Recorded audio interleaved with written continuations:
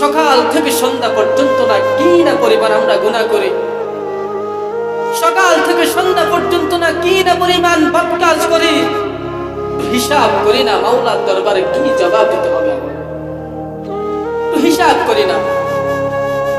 এই যে আমরা সময়টাকে অপচয় করতেছি দোকান পাঠে, ঘর বাড়িতে, রাস্তাঘাটে, এই সময়ের মূল্য আল্লাহ তাআলার আদালতে দিতে হবে, সময়ের মূল্য আল্লাহর আদালতে দিতে হবে। আমাদের নামাজ নাই, পর্দা নাই, আমাদের ছেলেরা যারা আজকে ফজর নামাজ পড়ে নাই, জোহরের নামাজ পড়ে নাই, রব যে আমাদেরকে রাতে 6টা ঘন্টা ঘুম দিয়েছেন, রব যদি ঘুমের মধ্যে আমাদেরকে নিয়ে যেতেন কি হালাত হতো আমাদের, কি অবস্থা হতো আমাদের। রব তো আমাদেরকে বানাইলেন, সৃষ্টি করলেন, নিয়ামত দিলেন। এই যে 2টা হাত রব দিয়েছেন, বিনিময় আমরা রবকে কি দিলাম? রব যে আমাদেরকে 2টা চক্ষু দিয়েছেন, বিনিময় রবকে আমরা কি দিলাম? আজ আমরা সেই চোখ দিয়ে কি করতেছি, কি দেখার দরকার ছিল কি দেখতেছি, হাত দিয়ে কি করার দরকার ছিল আর আমরা কি করতেছি? সময়টাকে দোকান পাটে, রাস্তাঘাটে, ঘর বাড়িতে ব্যয় করতেছি। এই জন্য ভাইরা সময়টাকে সৎ কাজে আহ্বান করেন, পালন করার চেষ্টা করেন, বদ কাজে আদেশ করার চেষ্টা করবেন না। আমরা যারা আজকে ফজরের নামাজ পড়ি নাই, বলেন রে বান্দা কেন ফজরের নামাজ পড়েন নাই? ছেলেরা তোমরা যারা নামাজ পড়ো নাই, তোমরা যারা আজকে ফজরের নামাজটা পড়ো নাই, জোহরের নামাজটা পড়ো নাই, আসরের নামাজটা পড়ো নাই, বলো মাওলার কাছে কি জবাব, মাওলার কাছে কি জবাব দিবেন বলেন? সময়টাকে কোন কাজে ব্যয় করতেছেন বলেন?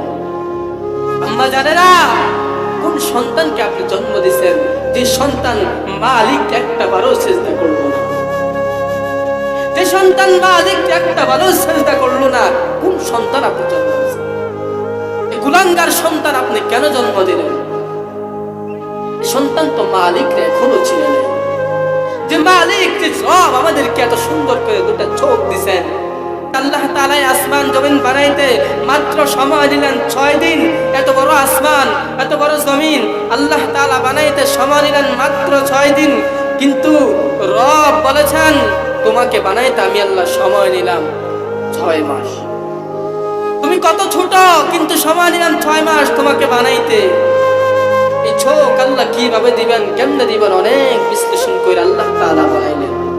কপাল খারাপ সে রবকে এখন পর্যন্ত চিনলাম না, কপাল খারাপ সে রবকে এই পর্যন্ত একবারও সিজদা করল। আম্মা জানেরা, যারা তোমরা নামাজ পড়ো না, ছেলেরা যারা তোমরা নামাজ পড়ো নাই, মাওলার কাছে জবাব দিই। আর সব কিছুর কারণ হলো কোরআনের ঘাটতি, আমলের ঘাটতি। কোরআনের চর্চা আমাদের ভিতরে নাই, আমল আমাদের ভিতরে নাই। এই মাদ্রাসাগুলা কইরা আছে, আমাদের সন্তানদেরকে একটু হলো কোরআন শিক্ষা দেওয়া, এটা আমাদের উচিত। নবীজি বলেছেন তারাই হলো আমার সর্বশ্রেষ্ঠ উত্তম উম্মত ব্যক্তি, যারা কোরআন শিখে অপরকে শিখায়। আজ আমরা কি করতেছি? সময়টাকে কোন কাজে ব্যয় করতেছি খবর নাই। মাওলার কাছে তো জবাব নেই। এই জন্য আল্লাহ বলেন আর রহমান আল্লামাল কুরআন খালাকাল ইনসান। কুরআনের এক আয়াতের মধ্যে আল্লাহ বলেন আল্লাযী খালাকাল মাউতা ওয়াল হায়াত লিয়াবলুয়াকুম আইয়ুকুম আহসানু আমালা ওয়া হুয়াল আজিজুল গফুর। আল্লাহ বলেন হায়াত ও মৌতের মাঝখানে আমি আল্লাহ তোমাকে কেন পাঠাইলাম, বান্দা কেন পাঠাইলাম? আল্লাহ বলেন আইয়ুকুম আহসানু আমালা, আমি তোমাকে আমলের পরীক্ষার জন্য বানাইলাম। তার মানে বোঝা গেল আল্লাহ তাআলা আমাদেরকে অনর্থক বানান নাই, আল্লাহ তাআলা আমাদেরকে অনর্থক সৃষ্টি করেন নাই। আল্লাহ তাআলার কাছে কি জবাব দিবেন বলেন রে ভাই? দুনিয়াটা হলো শুধু খানা, শুধু ঘুম, শুধু লজ্জাস্থানের চাহিদা পূরণ করে এই তো জীবন, আর কোনো জীবন আমাদের নাই।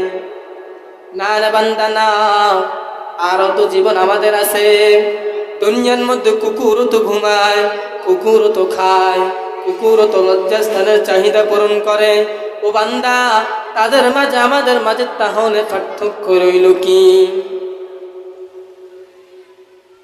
দুনিয়া কি শুধু আরাম আয়েশ এটুটুক আর কিছুই নেই?